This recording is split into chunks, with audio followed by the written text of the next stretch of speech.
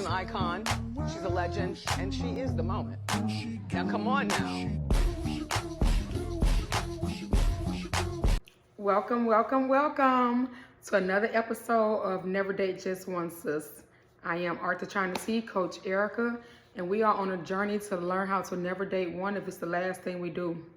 Properly learn how to date, keep your emotions out of dating, and leave sex somewhere where it's not even being traveled on that road. That's what I do here, okay?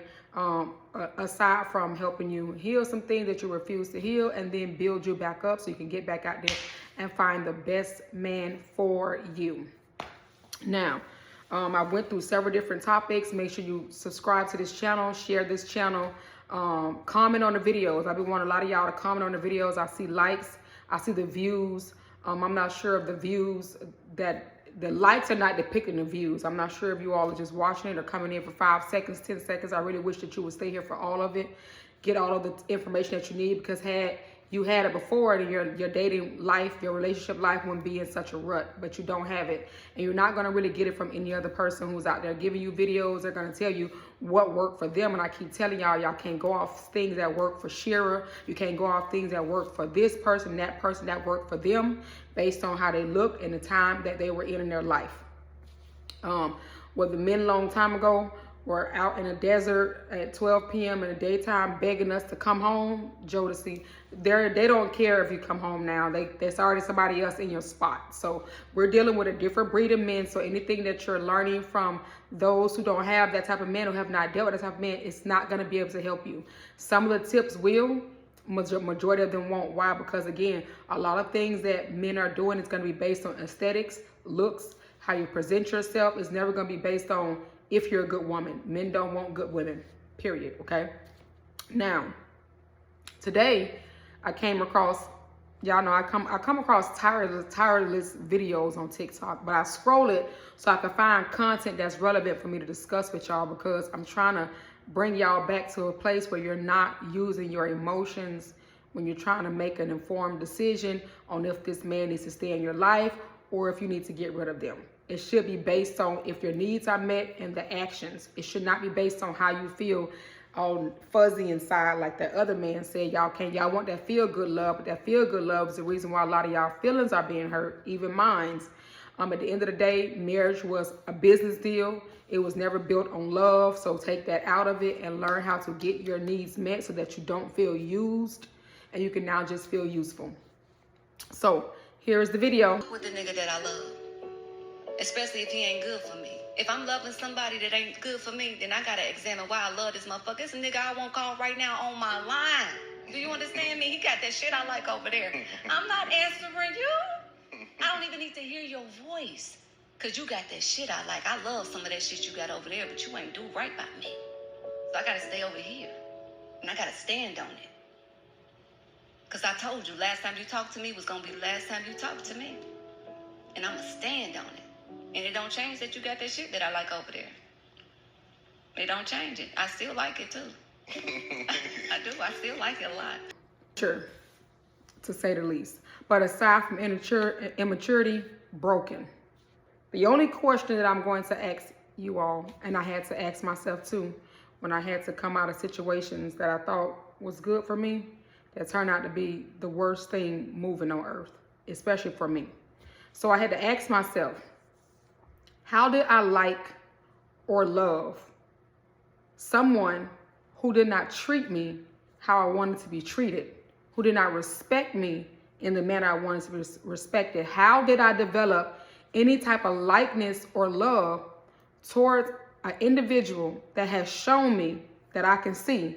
Because in order for me to get to that point, I'm not answering the phone. He got that.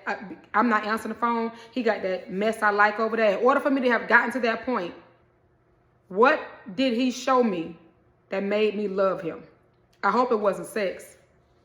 The needs were unfulfilled. Because if the needs were fulfilled, we wouldn't even have this video.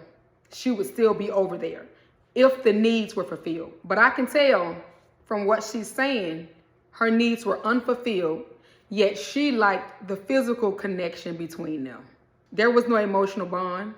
She has a soul tie to a man that gave her great physical sex great head, but didn't do anything else. You can tell from what she said.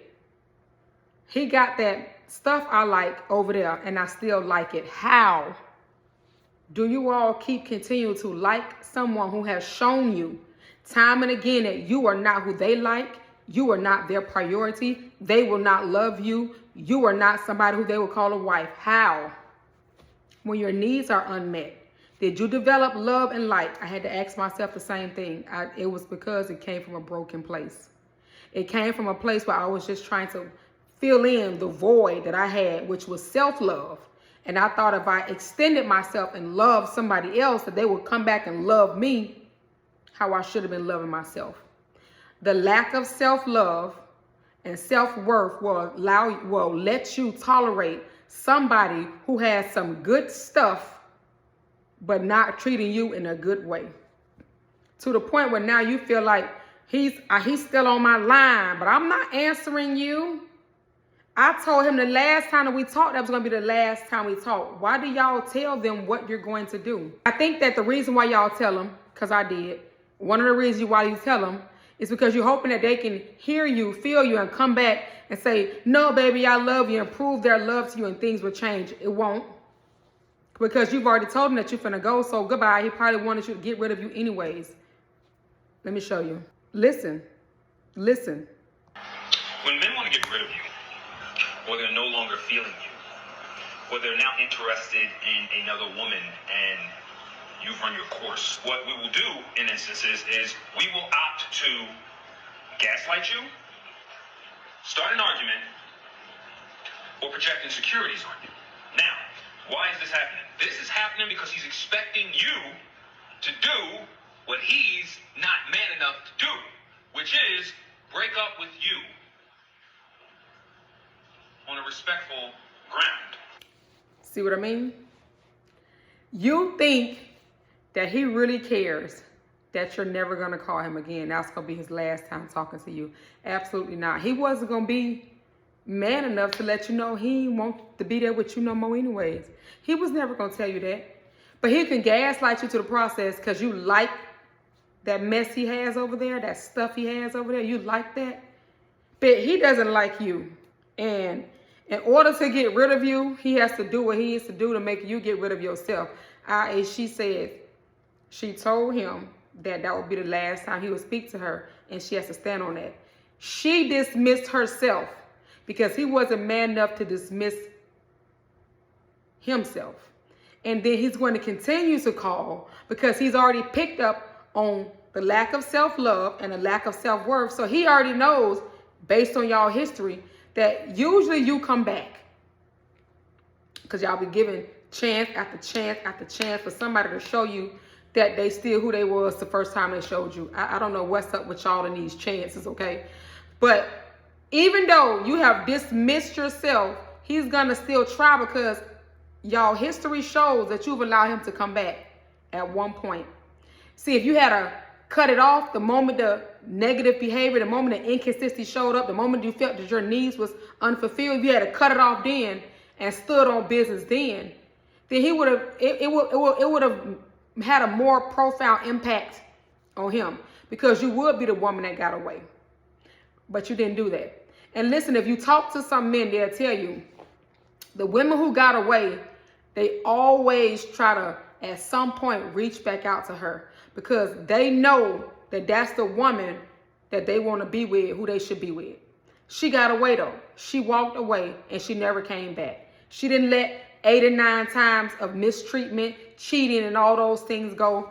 The first inconsistency came, she got up out of there. Me, I'm that woman. The first inconsistent thing happens, I don't care what type of history or what type of time I put into this. I am out of there. And I do not spin the block. You will never get a chance again to show me what you've already shown me. If you adopt that, then you won't have a problem with a man consistently gaslighting you to come back because you like what he has over there. And which was nothing. Because I can already tell that your needs are unmet. Because if it was that great, you wouldn't have left from over there. But you did. So that means it wasn't great at all. Yet you still have a soul tie to a man that is using you to his discretion. And whenever he wants to put you back on the shelf, you go back on the shelf. And whenever he wants to dust you off, to play with you again, he'll dust you off, call you back up, tell you I miss you, send you out of the blue text. Because you keep sitting in your singleness and you don't get right back out there to dating, you answer that text, you let him come back, you think things have changed because you think you're going to be Nelly and Ashanti, and then you back at square one. Feelings hurt, coochie wet, nothing different. You have to determine why you have emotions, love or like, for somebody who is clearly, you can see it, have not treated you as a queen that you are, like you are the prize. But he definitely treated you like you was one of his options. Why? Because that's the only option you had. Because you keep dating one person at a time. You keep falling for these girlfriend, boyfriend titles. You keep using sex as a binding tool, thinking that's going to make him stay with you because you swear you got the best sex on earth. You're doing the threesomes. You're doing all type of grotesque, freaky stuff because you're the freak. Because one video I saw when one lady said, if he leads properly, I'll submit nastily. Listen, that's what I'm trying to tell y'all. Y'all give people the blueprint on how to play you.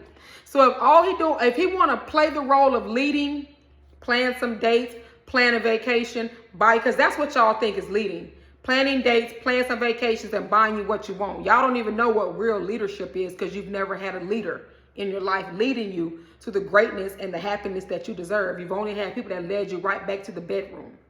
And the things that they gave you, a couple of things they bought, if they bought, vacation they took you on, if you didn't pay for it and they just attended with you. You see what I'm saying?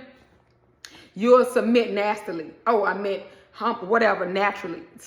Get the freaky sex stuff off your mind. That's not keeping a man. Some of the women out there married right now don't even go down on their husband.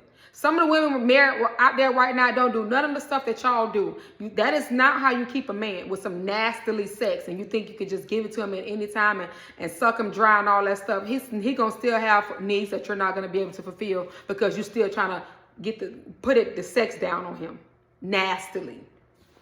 If I saw that video and I was a man, I'd be like, okay, these women want us to lead. Well, let me go ahead and just do this and do that and show her that I can be a leader so I can see how nasty she get with me. That's what they do. Because that's the blueprint that y'all give them when y'all make and like stupid videos like that. You think a man don't go in there and see how many women like this video, how many women shared this video, how many women did a voiceover to this video? Now they have the blueprint to just continue to gaslight and F y'all over. That's what you're giving them. When you share stuff like that or do stuff like that, when you listen to podcast interviews where a lady is so lost and y'all thought what she said was so profound, but you did not digest the full message. That lady was over there getting her feelings hurt from a man that did not like her at all. Yet she liked everything he presented, and therefore he was able to use that to his advantage.